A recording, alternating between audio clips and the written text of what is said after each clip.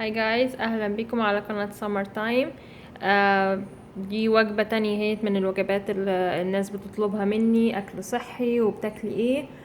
ده العشاء بتاعي النهاردة، عبارة عن نص وحدة افوكادو، وعلبة تونة كاملة، وعليهم شوية ملح وفلفل ورشة ليمون وفلفل حامي، واتنين سلايس من العيش، اللي هو ده العيش ده زي العيش السن، يعني هو اسمه هنا واسا، بس زي العيش السن، يعني بيبقى رفيع ومعمول من برضو هول جرينز او هول ويت.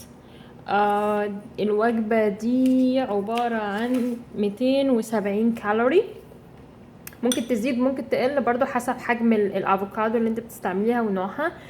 بس يعني في التقريب كده. دي وجبة من الوجبات الخفيفة جدا، بالذات في يعني وجبة عشاء. لانها زي ما انتم شايفين يعني مش معقدة، ما فيهاش اي دهون، انا مش حاطة اي زيت، هو مكتفية بس بالزيت اللي بيبقى اوريدي في علبة التونة.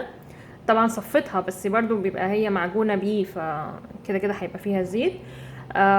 كمان زي ما انتم شايفين، يعني ما فيهاش حاجة مكلكعة عشان تتهضم او تاخد وقت في الهضم في المعدة.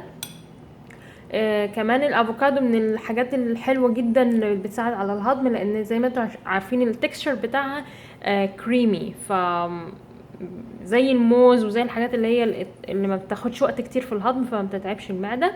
برضو العيش خفيف جدا، مش هيلكم ولا يعني هتحسوا ان الدنيا تقيلة معاكم.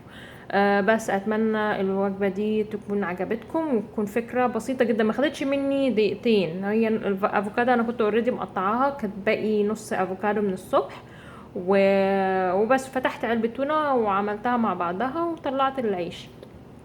بس فاتمنى تكون الوجبه دي عجبتكم، واشوفكم الفيديو اللي جاي ان شاء الله. باي باي.